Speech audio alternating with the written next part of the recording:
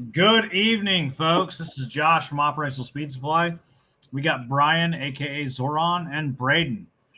We're coming at you from all parts of the country tonight. We got Washington, North Carolina, and I'm actually in Florida right now as opposed to Tennessee.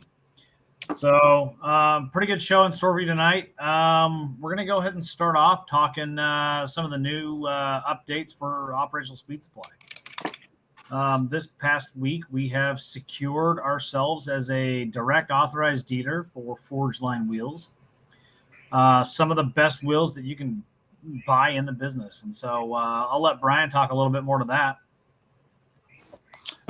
So when I was at the Ultimate Streetcar Association's event at Charlotte a couple of weeks back, I had the opportunity to meet David Sharp, and I took the opportunity to pitch OSS to him. Just let him know, hey, look, we're a veteran-owned company. We're trying to get started as a performance distribution company, and we'd be honored to be able to sell the best wheels in the industry. And he said, yeah, absolutely. He gave me his card, and so I gave it a few days. I didn't want to look overzealous about it, even though I was pretty excited. Yeah. So I hit him up, and he hooked us up with one of their individuals, and he was totally on board with our mission and what we're doing and the construct of our company. So no, we're excited about it. We're happy to have them on board, and I'm looking forward to getting myself a set of those. My wife told me she has a goal to pay off one of our credit cards by the end of April, and it might be paid off for just a short amount of time. You know it. So, but for those of you who are watching, sorry, Josh, for those of you who are watching, just keep in mind, if you want to set, it is about a 12-week process to get those in. That ain't bad though, man. 12 weeks, honestly, for a custom set of wheels that are literally made to order. We're not talking like Forge Line isn't sending, they're not taking a wheel that's already been cast and drilling it out. They're literally milling it from a block of billet after you order it. It is specific for your car. So, waiting 12 weeks is not a big deal when it comes to like a truly custom wheel for the ride. So yeah, man, that's an awesome deal. I've ran Forge Lines before, back when I had a 2012 Camaro. That was probably one of the biggest upgrades I ever put on the car. I had I want to say that when I put the Forge Lines on there and took the factory wheels off, I saved about 70 pounds of rotational mass, which, in a racing arena, that's a huge amount of weight, man. That cuts a ton down, and it helps immensely with, just putting power down to the ground. Yeah, absolutely. So another big announcement that we were super excited about. We didn't want to say anything until, everything kind of worked out and whatnot. But we are now a track sponsor for UMI Motorsports. We've talked about UMI quite a bit and how we really enjoyed getting up there and racing with those guys. And things worked out for us to become a track sponsor for them for this year, and it's an exciting thing. We're going to have a good portion of our team up there this year to be able to race, which awesome enough too. We were able to add one more to our operational group this week, Chris Brown. Chris Brown was running a 97 Mustang and unfortunately had an incident last year at Summit Point Raceway in West Virginia. He had a brake caliper lock up on him, and unfortunately the car rolled over. But he's in the process of building another Mustang right now.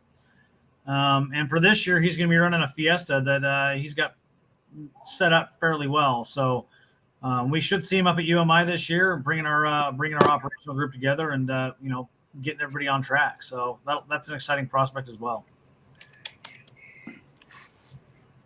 But yeah, it's been a busy couple of weeks for us, but no doubt a good few weeks for us as we continue to expand our influence and try to work our way into the community.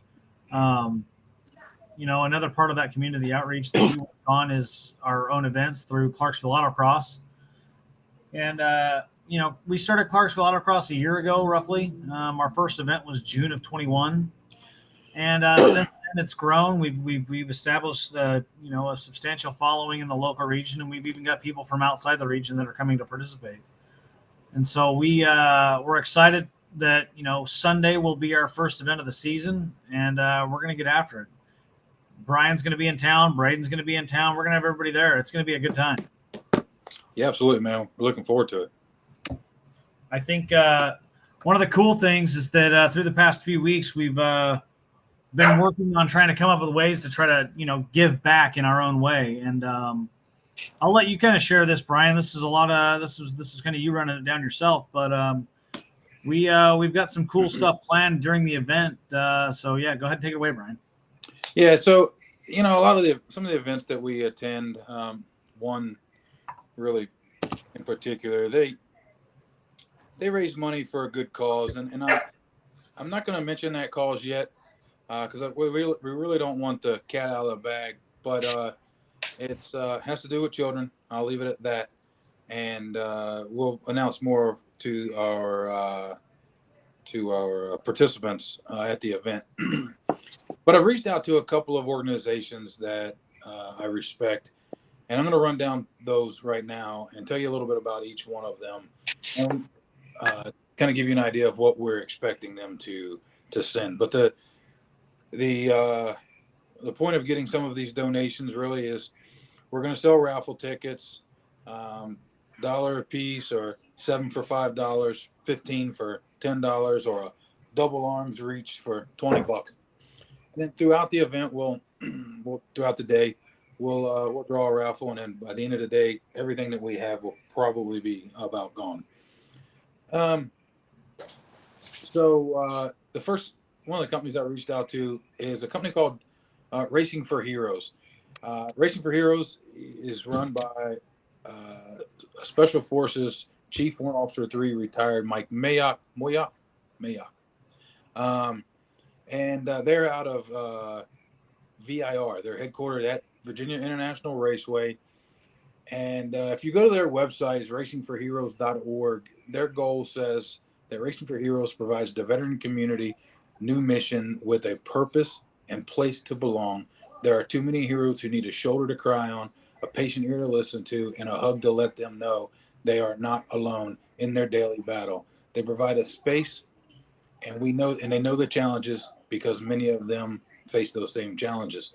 It goes on and on, but they are a 501c3 veteran service organization, and they could use any support you give them. But they're supporting us, and they're going to send some shirts, hoodies, hats. I don't know, maybe some coins or whatever they have. But it's going to be a pretty good bunch of stuff. I got to give a shout out to Adam Benaway, who's a big supporter of the Racing for Heroes, and they support him and his Legends card where he runs locally. So we want to thank those guys, and I think we will be able to work out something more with them. I think they're going to send enough shirts that we can wear them that day. And then, the day of the event on post would be a perfect time to wear those shirts. Yeah. So I think that we can do more in the future to assist each other. So I've run with those guys. They're fantastic. Really looking forward to that. One of my sponsors, i95muscle.com. I spoke with Calvin, I95 Muscle. You can check them out at i95muscle.com. They have a 20,000 square foot indoor facility. They are a retail and consignment auto dealership. They deal in everything from classic muscle, the 4-wheel drives, any kind of trucks, Jeeps, you name it. They've got a couple of Teslas right now. I drove one the other day in their parking lot, the Model S.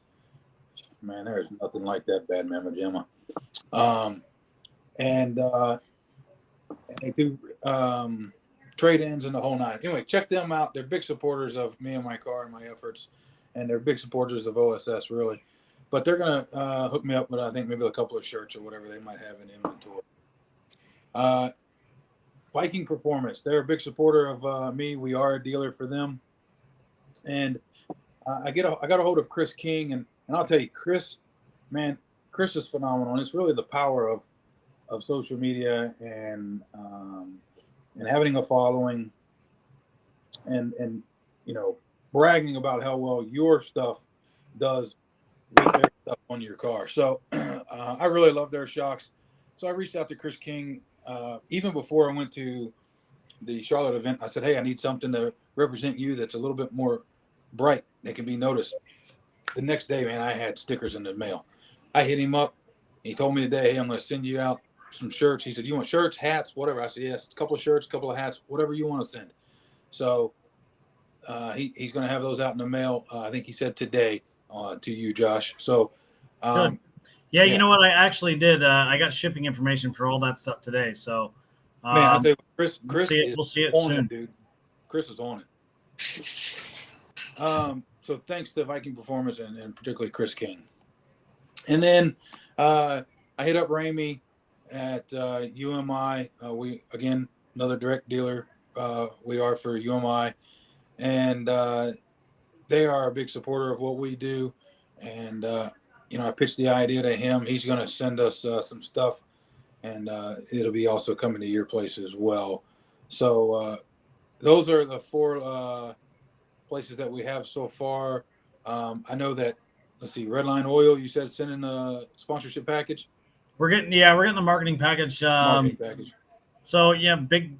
We made that announcement last week, but the support from Redline's huge. We're going to be running their fluids and everything that we race on track, and it's really an awesome deal for them to come out and support us the way they are. Can't say enough about that. I mean, it's an awesome deal.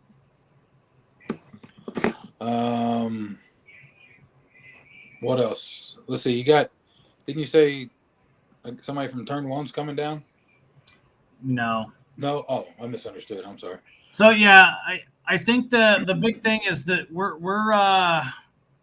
getting a lot of support for what we're trying to do here, and the one big thing that we want to highlight is that Clarksville Autocross is designed to bring the community together, bring everybody out there to race and have a good time, and our focus is to just kind of build that camaraderie that a lot of people experience in the military, but we also experience in the automotive world.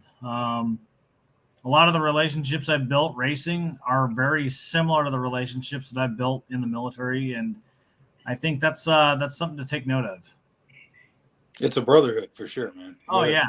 I mean, I say brotherhood, but obviously we have female soldiers and female racers, but it's a family.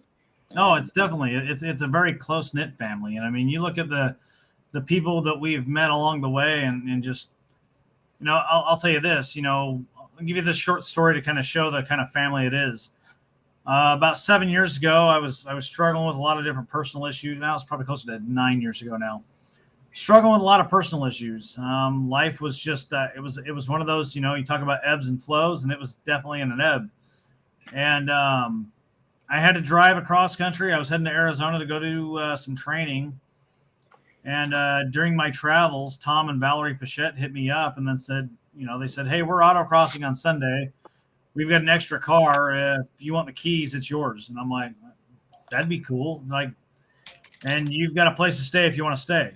So I'm like, okay. The detour was about an hour out of the way from where I was going. I didn't need to be there until, Sunday night. So I had plenty of time. So I get to their house. They put me up. They feed me dinner. They do all the things. In the morning, we wake up, and Valerie hands me a set of keys for, at the time, was a brand new Camaro. I don't think that car had 20,000 miles on it yet. And we went out, and I tore it up at Good Guys Autocross on that Sunday, and managed to actually run very well with it. And, I attribute that one event as kind of keeping me involved in the community, because there was a point in time that I was like, I was kind of over it. And it wasn't because of anybody in the community. It was just life was in that place that I'm like, I'm going to put racing aside and go somewhere else and, kind of just rehash life. But the reality is that kept me wanting to continue racing, and that kept me wanting to stay part of that community because of the people that I have met along the way. So when you say family, man, 100% family. I mean, heck, Brian, you and I, we met over cars, man. We didn't even know each other until I moved down to North Carolina, but we knew each other on Facebook from sharing racing stories. I think the first time I saw you was on the protouring.com website. It was either that or the Autocross Junkies Facebook group.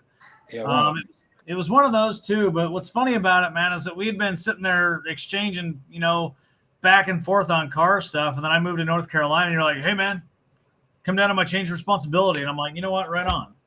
Oh yeah, that's right. I forgot about that. So yeah, it's just it definitely is a family, man, and I think that's a special deal. Absolutely, yeah. So, but it's exciting. We got a lot of cool things planned. But not only do we have events planned, we're working on some of our own projects. And Braden and I last year. What was it? Last year or the year before? It hasn't quite been a year yet. Close though. So Braden found a 71 Ford F100 up in Washington where he's at, and hit me up and he's like, "Hey man, I want to buy this thing. What do you think?" And we went, showed me a bunch of pictures and we looked over the thing, and I said, "Man, I'll go in with you on it. Let's do this." So we went half and half on this truck, and now it's our next project. Actually technically our first project with OSS, and it's shaping up to be a pretty awesome ride. Right now, Braden's got it kind of torn apart, and I'll let him kind of take it away from here.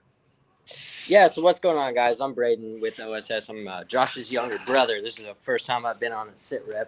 So this is the 1971 Ford F100. Excuse my dirty garage, but I got it kind of tore apart. I got the front clip off right now.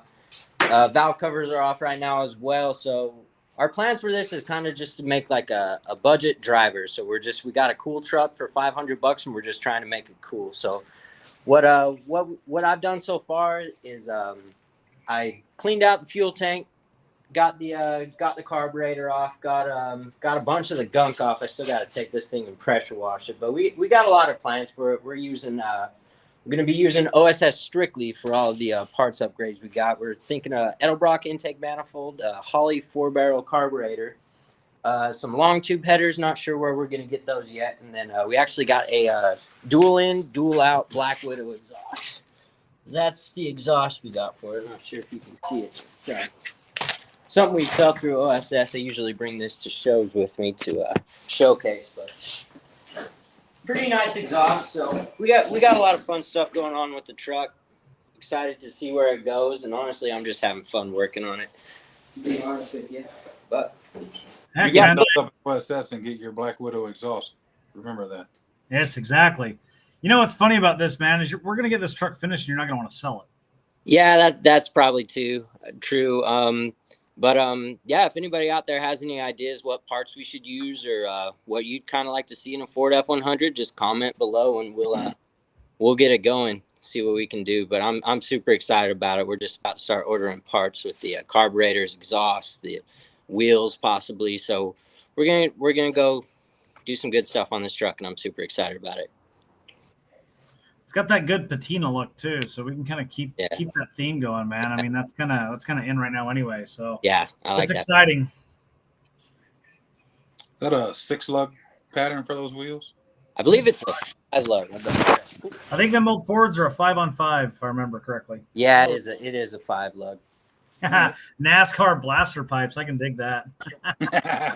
So we'll get some boom tubes on this thing. You can do like my brother. My brother's got a OBS Chevy, and he bought these smokestacks and took the bed off of it. He messed the bed up, so he built a wooden bed on it, flatbed, and he's got these big smokestacks. So it comes that he's got headers on it. They come out, goes to one, and then it goes into that one smokestack, and then that smokestack splits, comes out and sticks up through that bed, so it looks like goalposts going down the road. Sometimes I just want to paint them yellow, see if he notice. That's hilarious. What's funny about that, man, is you see that all the time. But what's interesting though is that Dodge, back in the 70s, late 70s, early 80s, they had the Little Red Express truck. It was a limited edition truck that they made back then, and it came from the factory with stacks on it. Dodge was the forefront of those stacks, man. That Little Red Express truck. They were cool. I saw one of those last year up at the Greensboro Classic Auto Auction. It was a slick little ride. Oh, most definitely, man. They're cool. They're definitely cool. 68 and 79, Jeff. So Jeff Mackins is Jeff's an awesome dude. I got to give a shout out to Jeff. He's going to be helping us out for the autocross on Sunday. He has got this really cool little Japanese car. He calls it the Cappuccino. He's running a 2-liter turbo GM motor in this thing. It's smaller than Miata, and we cannot wait to see this thing out on the autocross course. But the dude's a wealth of knowledge when it comes to vehicle history, man. He is just on it, and he's showing us up there, right? 78 and 79, Little Red Express truck. But yeah, appreciate that, Jeff. But yeah, man, this Ford's going to be an exciting truck. And, you know, I've got a little bit of personal history with the old Ford trucks. I've been a Chevy guy my whole life, but, you know, my very first vehicle I ever owned and had was a 71 F-250. And a funny thing about that truck is, you know, Braden and I's dad, when he gave me that thing to use, he's like, you can borrow this truck. But when I get it back, it better be in better shape than it is now. And so I learned how to set points and set the dwell, you know, adjust the timing. I learned all of the basics on that truck. And I begged him to let me put a 4-barrel carburetor on it, a set of headers. And his answer was a very firm no every single time. And I wish we still had that truck, man. It was a 360 with a C6 automatic and manual steering, manual brakes. I mean, that thing, you know, it was a beast. But and I dare say the first winter I ever had, I was driving that truck 2-wheel drive with old bias ply tires. I want to say I got stuck in that truck at least once a week that winter, and had to get pulled out by a tractor multiple times out of the snow. A tracker, as in Geo tracker? No, like a tractor, like a tractor. You know, I thought you said a tracker. farm implement. I thought you said tracker. I'm like, damn, dude, that's embarrassing. Oh man, Ryan, you a little bit saucy tonight.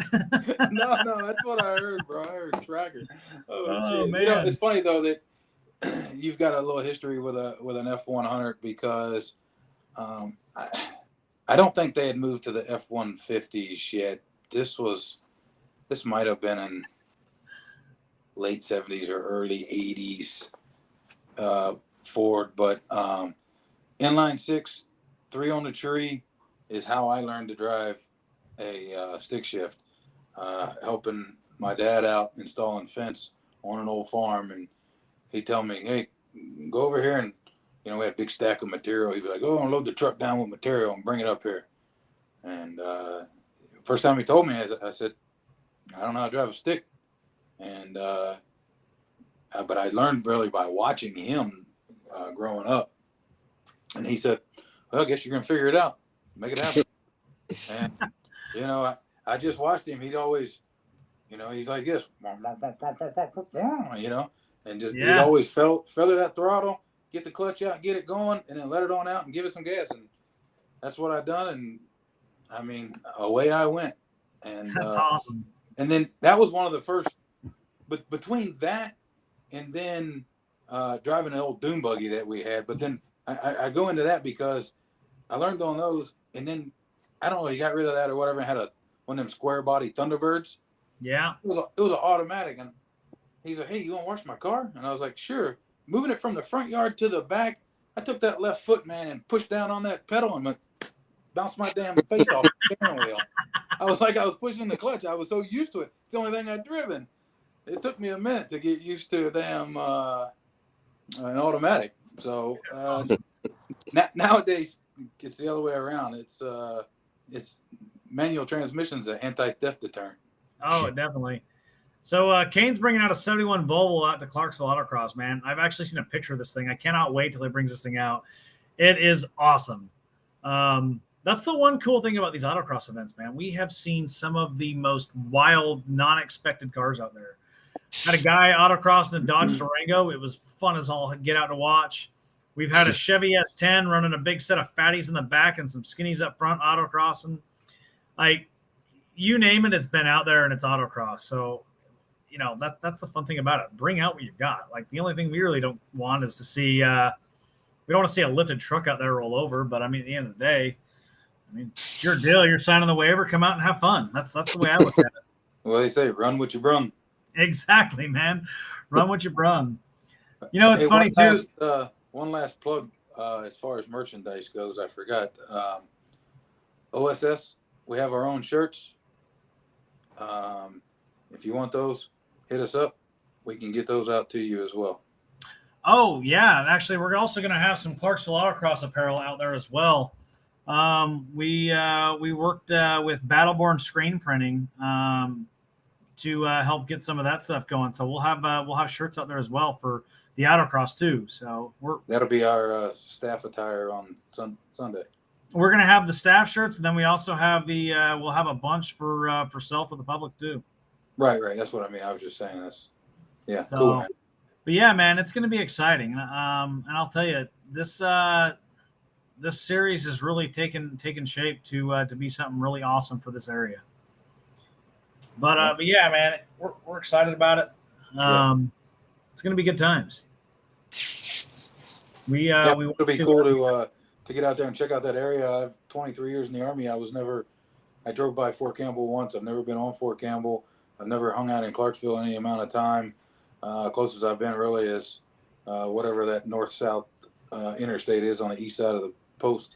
Yeah, 24, yeah. 24, yeah. I've been up that from Nashville up to make my way to St. Louis. But other than that, I've never been out there. Obviously, never had a chance to meet Braden in person. And then some of our OG crew, our race team, Hector and some of those guys, I think will be there. At least Hector, anyway. Yeah, no, Hector's going to be there. He's just finishing up getting the transmission back in his car. Clutch went out last year at the end of last season. We were able to get him set up with an XD clutch, and he's got that thing back in, and we'll be ready to rock in the ND Miata, which will be awesome. We've got a lot of people excited about this year. Jeff, you bring up the Nissan Hard Body. That's exactly right. Ed Daniels, he should be bringing out his hard body. He's got an awesome hard body. CJ Pitts is also working on building one. We may not see his out there this year, but he's got some cool situations in store for his. So there's just a lot of excitement going on. People building their stuff and bringing it out and getting after it, man. I mean, at the end of the day, that's the best we can do. Having a good time with it. I mean, yeah. I've even had people, I talked to a buddy of mine last week, and he's like, you know what, man, I want to get out there and run. I'm just going to get a rental car. We're going to run in the rental car. I got the points for this, man. We're going to have at it. And I'm like, you know what, man, I just want to see you out there. So whatever. I went to Evolution Driving School years ago, and a guy brought a rental, like an Impala out there. And Mike Johnson, he was like, hey, you mind if I use it? It's a 4-door, right? So you can cram some people in it. And so he crammed a bunch of people in it. And like, all right, so this is the line, right? And he went through the slalom a couple times, and then he says, once you know the slalom, he said, how and you know how fast you can go. He said, when you need to turn the steering wheel and when you don't. And he's like, watch. And he takes off and he turns and looks at the people in the back, and he's like, do the slalom. Never hit one cone. I was mind blown, dude. Oh man, well, Mike Johnson's one of those drivers too, man. That dude can wheel a car. Right. He never hit a cone, and he was looking at us in the back, and I'm like, hey, up there, dude. Oh man, that's freaking hilarious. Yeah, I'll tell you, man. It's nuts that once you figure out a course, you got it pretty much down. I mean, we talk some of these visualization techniques and different ways to help improve time. And, I'll bring back a story, Jumpmaster School. Jumpmaster School in the Army is the school that you go to in order to learn how to do pre-jump airborne operation inspections on soldiers to make sure their equipment is safe and they're ready to exit an aircraft with a parachute. Well, one of the things that they have us do is the Jumpmaster Pre-Inspection, JMPI, and it's very tedious. You are checking every piece of equipment on a harness and a parachute to make sure it's safe. Well, during the testing phase of the course, you have to go through 3 parachutists in 5 minutes' time with an unknown number of deficiencies that you have to call out every time, and it's very tedious. But I'll tell you what got me over the hump, and for the entire time practicing, I hovered around 6 minutes, 5 minutes, 30 seconds during practice. But what got me over the hump to be able to pass that test in under 5 minutes' time was visualization. I'd close my eyes and I would go through the sequence with my eyes closed. And I'll tell you right now, it made a huge difference. And so when you learn a track, close your eyes and act like you're driving it. And imagine your braking points. Imagine your, where you're coming in the throttle at, where you're turning, where your eyes are looking ahead, things like that. It makes a huge difference on how well and how quick you can get through a course. And you'll be amazed.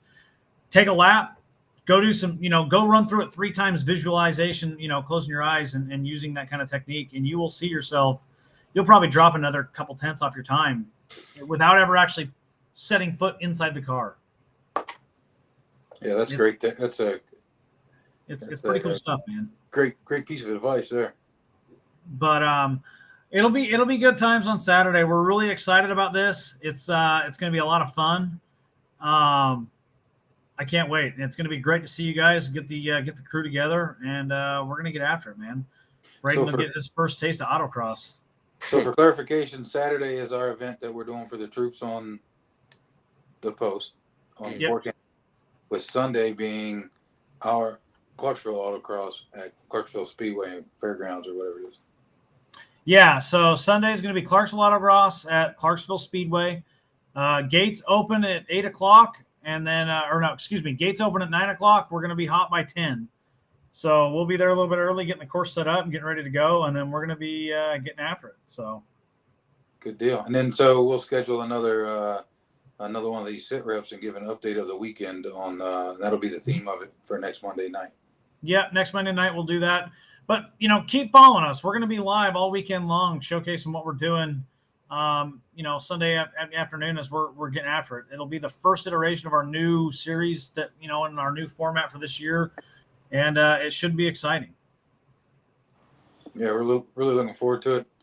So it's going to be a blast, man. No, it definitely will. But yeah, on that note, man, I'm glad you guys can make it tonight. It's going to be an exciting weekend. I'm definitely looking forward to seeing everybody in town. Yep. Yeah, brother. All right, guys. Well, hey, to all you viewers out there, if you need anything, don't forget to hit us up. Operational Speed Supply, OSSparts.com. We can get you guys set up. And, it's not just race car parts. Off-road, lifted trucks, OEM stuff. Let us know, man. We will get you taken care of. All right, guys. Yeah, y'all have a good night. All right, we'll see y'all. Bye. See ya.